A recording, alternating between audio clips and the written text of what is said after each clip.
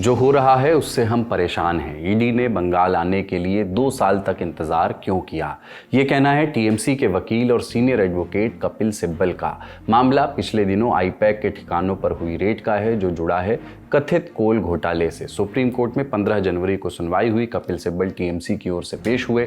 ED ने पश्चिम Bengal police पर ममता सरकार की मदद करने का आरोप लगाया था। जस्टिस पीके मिश्रा की बेंच ने कहा कि ईडी के आरोप गंभीर हैं। पश्चिम बंगाल सरकार को नोटिस भी जारी किया। 2 हफ्तों के भीतर जवाब मांगा। अगली सुनवाई 3 फरवरी को होगी। ये आज के अपडेट्स रहे, पर कोर्ट में क्या हुआ वो भी जान लेते हैं।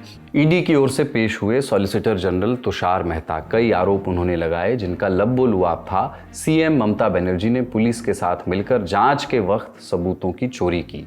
ईडी के एक अधिकारी का फोन भी ले लिया गया।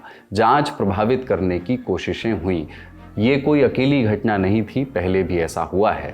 कलकत्ता हाईकोर्ट में 9 जनवरी की सुनवाई प्रभावित करने की कोशिश हुई थी। टीएमसी समर्थकों ने कोर्ट में इकट्ठा होकर प्रोसीडिंग में रुकावटें डाली थी। उन्होंने मांग की कि पश्चिम बंगाल के डीजीपी राजीव कुमार और कोलकाता पुलिस कमिश्नर मनोज कुमार वर्मा को तुरंत निलंबित किया जाए। उनके खिलाफ एफआईआर दर्ज करने की मांग भी की।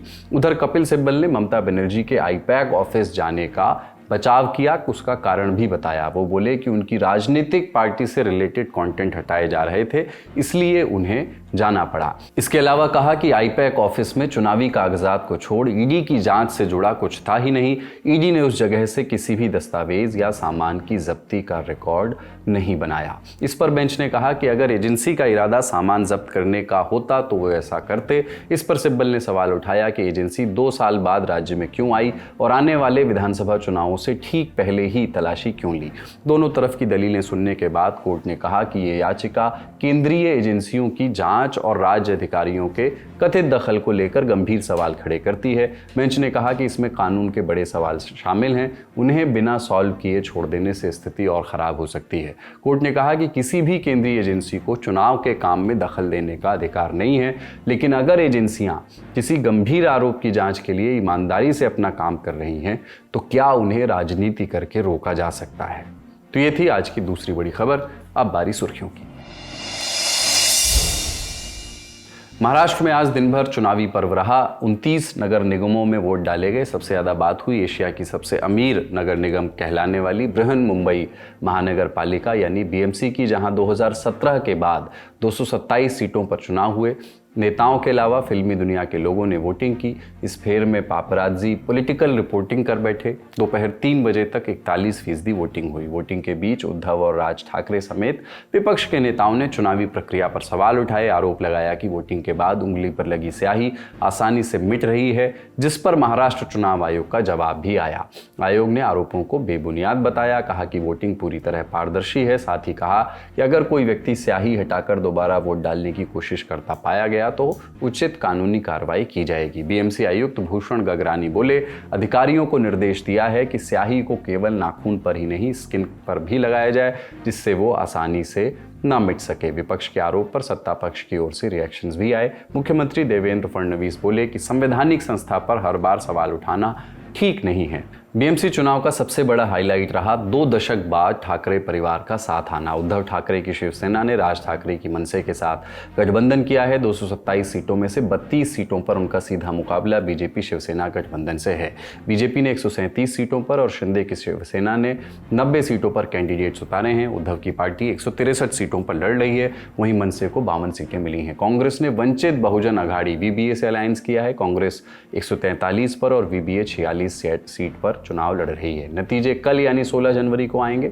देखना होगा कि अपना अंतिम किला बचाने में जुटा ठाकरे परिवार कितना सफल हो पाता है। लेकिन उसके पहले एक नजर डालते हैं कि एग्जिट पोल क्या कह रहे हैं। सबसे पहले एक्सिस माई इंडिया एग्जिट पोल्स के आंकड़े। बीजेपी प्लस यानी भारतीय जनता पार्टी और एकनाथ शिंदे वाली शिवसेना का जो गठबंधन है, उसको इस एग्जिट पोल्स पे बहुमत मिलता दिखाया जा रहा है।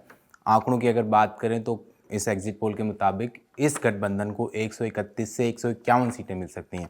वहीं जो ठाकरे ब्रदर्स का गठबंधन है यानी यूबीटी प्लस, उसको 58 से 68 सीटें मिल सकती हैं।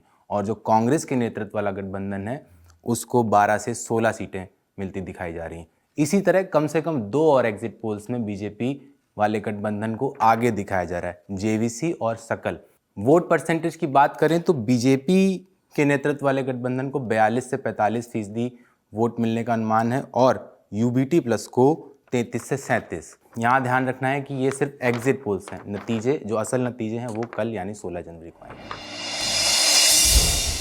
अगली सुर्खी, T20 वर्ल्ड कप खेलने बांग्लादेश टीम भारत आएगी या नहीं, लाख टके के इस सवाल का दो टूक जवाब फिलहाल नहीं मिल रहा है।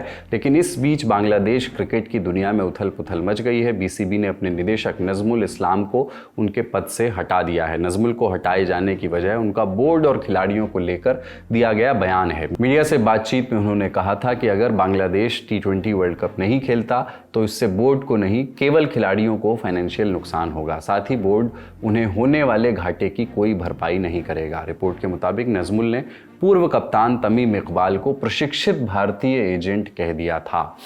नजमुल के बयान से बांग्लादेश के टॉप प्लेयर्स भड़क गए। मांग नजमुल को हटाने की होने लगी। Cricketers welfare association of Bangladesh यानी CWAB की ओर से एक ऑनलाइन प्रेस कॉन्फ्रेंस हुई, जिसमें खिलाड़ियों के प्रतिनिधि और सीनियर क्रिकेटर मोहम्मद मिथुन बोले कि नजमुल अब लाइन क्रॉस कर चुके हैं। उनका बयान अपमानजनक और खिलाड़ियों का मनोबल तोड़ने वाला है। आज का ललन टॉप शो यहीं तक। अपना और अपनों का ख्याल रखिए, देखते रहिए दी ललन टॉप। शुक्रिया, शुभ रात्रि।